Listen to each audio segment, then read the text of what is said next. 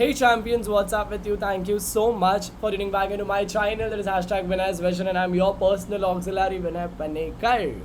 आज का पेपर मतलब क्या ही बोलना ना इस पेपर के बारे में, क्या ईजीएस्ट पेपर आया था ये आपका। मतलब आपको 80 में से कंप्लीट 80 मार्क्स पूरे आना चाहिए।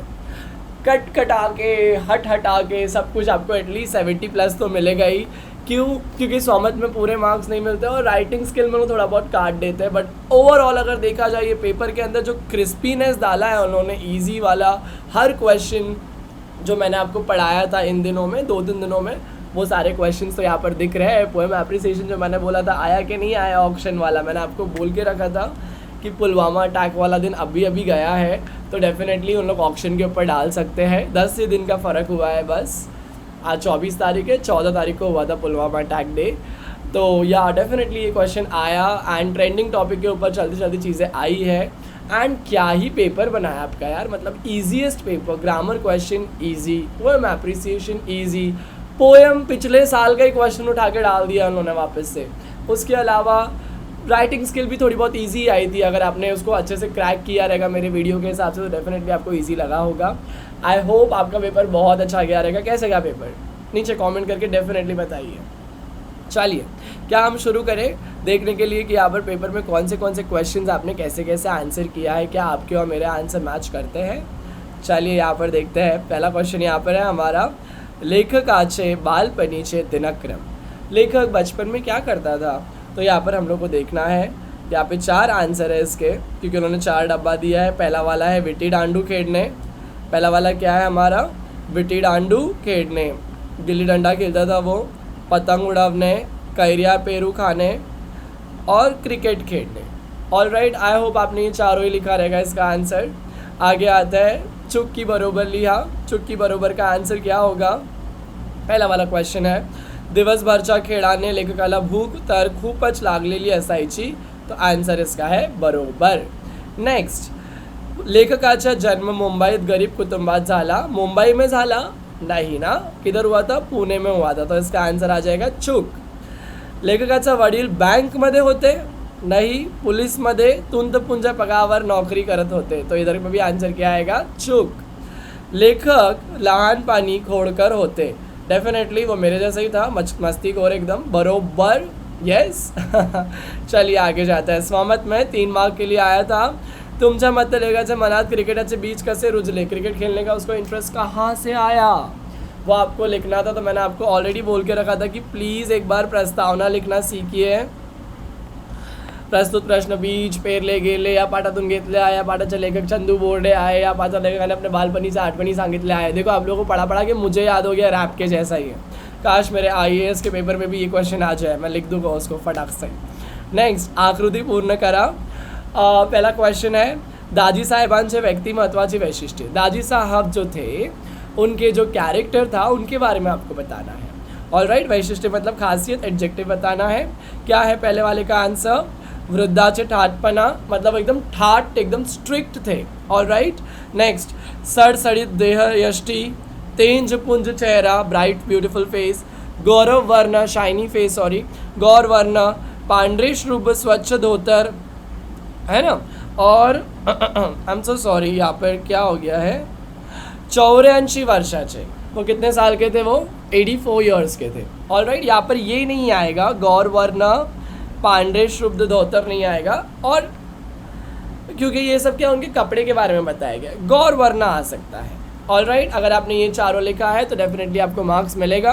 किसी ने ये वाला भी लिख के रखा है, डोक्याला केशरी फेटा, चलेगा, कोई प्रॉब्लम नहीं है।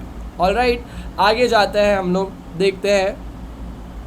उत्तरात आलेली सणांची नावे, कौन से 2 सन है, एक तो संक्रांतीला, मतलब संक्रांत लिखना है आपको, तीला नहीं लिखना था इधर पे।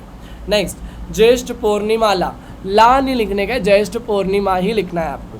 मतलब यहाँ पे ला हट जाएगा, संक्रांति आएगा, यहाँ पे भी ला हट जाएगा, तो पूर्णिमा आएगा। यहाँ पर क्या आएगा, पूर्णिमा। आई होप आपने ये वाली मिस्टेक्स नहीं किया रहेगा एग्जाम में, किया भी रहेगा तो कोई बात नहीं, लोग आधा मार्क्स काट देंगे, आपको ज़्यादा टेंशन लेने की ज़रूरत नहीं। नेक्स्ट, रामाला शेतबंधूंसाठी मदत करणारी, रामाला मदत करणारी कोण, खार। आई होप आपने ये भी लिखा रहेगा। मेरे को थोड़ा सा ये क्वेश्चन में डाउट है, अगर आपके पास कोई अलग क्वेश्चन का आंसर है तो मुझे बता देना। नेक्स्ट, तपोवनात जाऊन अब्दुल ने केरली समाज सेवा। तपोवन में जाके अब्दुल क्या समाज सेवा करता था? वापस आपको यहाँ पर क्या लिखने का था? 1 मार्क का स्वमत।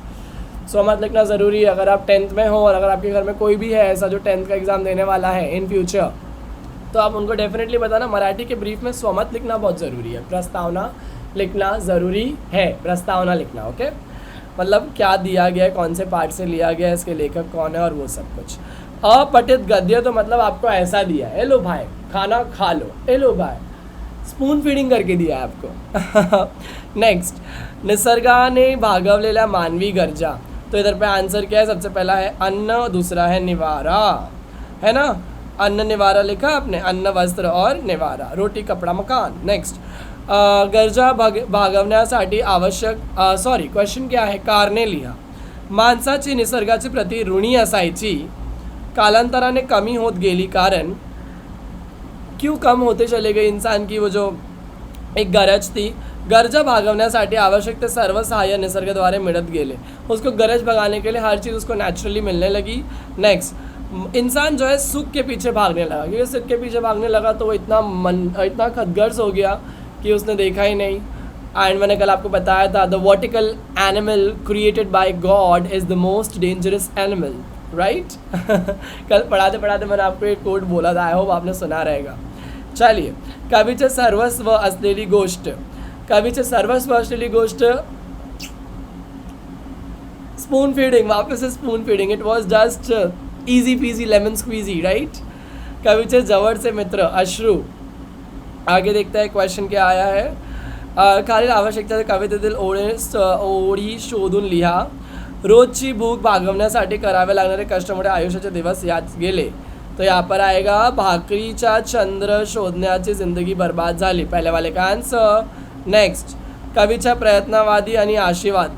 कविता जो है उसके अंदर कवि है, वो प्रयत्नवाद और आशावाद कौन सी लाइन से दिख रहे हैं? तो यहाँ पर हमारा आंसर है दुःख पेलावे कसे पुन्हा जगावे कसे, यहाँ से शाळेत शिकलो। ऑलराइट, नेक्स्ट, डोईवर शब्दांचे अर्थ लिहा। डोकेवर दैरिद्र्य दैन्य, प्रत्येक वेळी हरगडी, पोलाद, लोखंड भी लिख सकते हैं, अगर लोहा लिखा है तो आई होप आपको मार्क्स मिलेगा, अस्त्र भी लिख सकते हो। ऑलराइट, नेक्स्ट, पोएम एप्रिसिएशन पे मैंने आपको बोला था कि 2 लाइन के लिए जब सहमत आएगा तो आपको उसको अपने तरीके से लिखने का है, थोड़ा बड़ा कर सकते हैं उसको, थोड़ा छोटा कर सकते हैं उसको, पर आपको 4 लाइन इसके ऊपर लिखने का है ही है।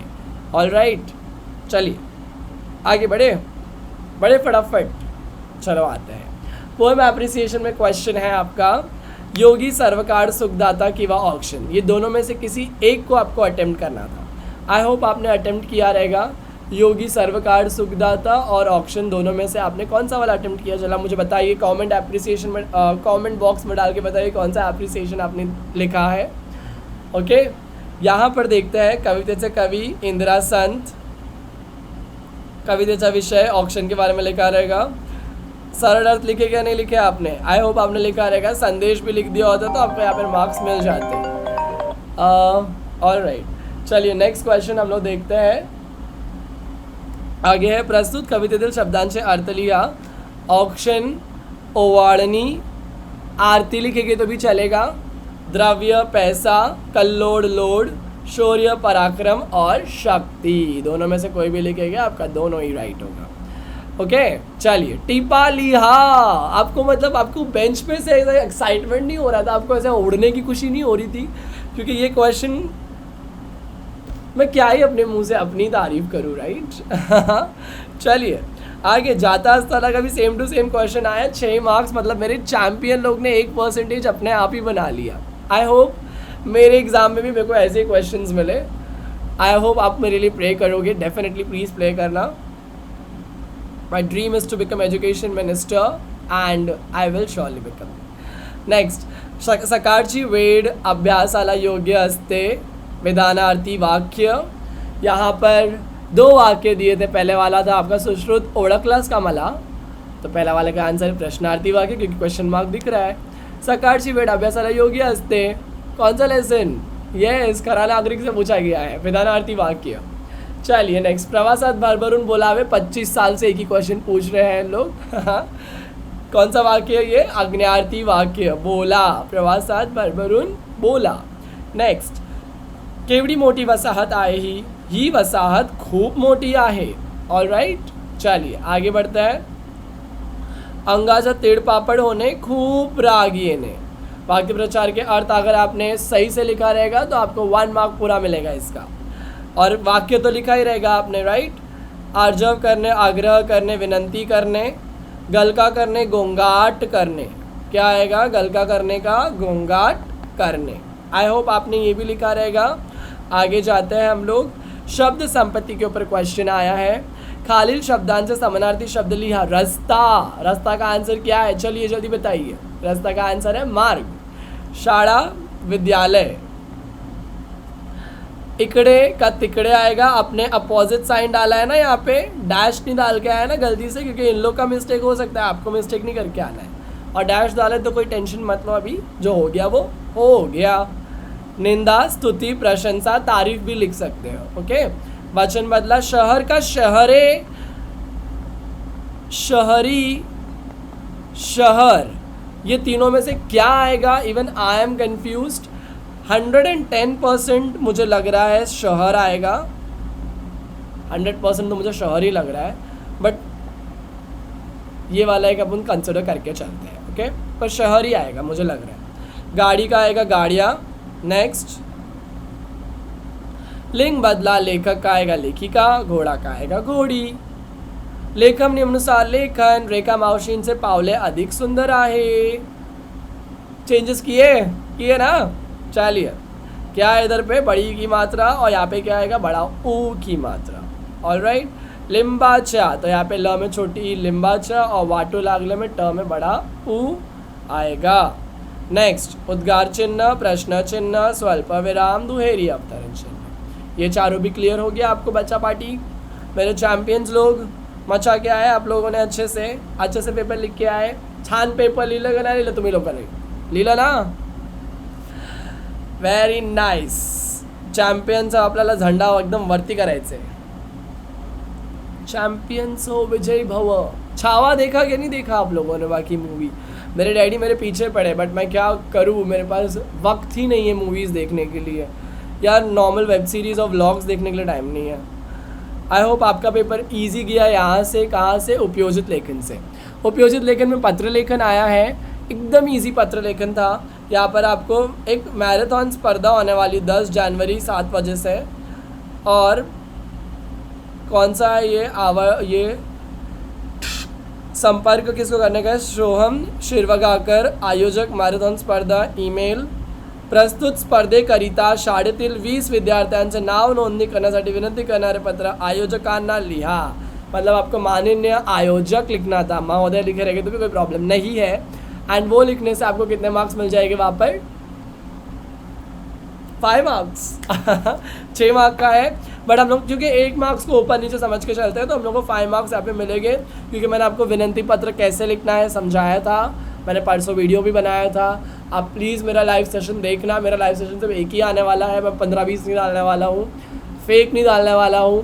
कोई उसके अंदर मैं एक गिमिक और एक वो सारे एलिमेंट्स नहीं डालने वाला जिससे आप क्लिक बेट बन जाए वो.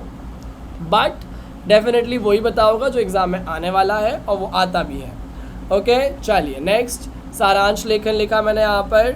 किसके ऊपर लिखने की ज़रूरत थी? कथ्य ही नहीं, पत्र लेखन लिखा रहेगा आपने. जाहिरात लेखन.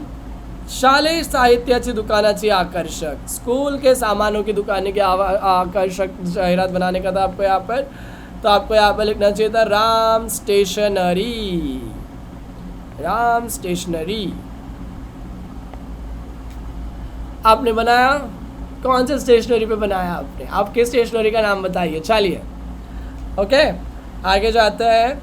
माध्यमिक विद्यालय वही 14 नवंबर को बाल दिन मनाया गया है. बाल दिन के ऊपर मस्त आपने लिखा रहेगा जो मैंने आपको पढ़ाया था. और बाल दिन तो बहुत ही इजी टॉपिक है. 14 नवंबर वहाँ पे लिखा हुआ भी है टॉपिक, और डेट भी डाला हुआ है. तो आई होप आपने अच्छे से लिखा रहेगा. खालील मुद्द्यांचे आधारे कथा लेखन करा. ये कथा लेखन आपने किया क्या? दोनों तीनों में से क्या किया आप मुझे बताइए. जाहिरात की है क्या बातमी की है? बातमी की है क्या कथा की है? जाहिरात कथा की है. नेक्स्ट, एक राजा, आळशी प्रजा, फिर वो जाके झोपड़ी में छुप जाता है, ऐसा वाला है क्या?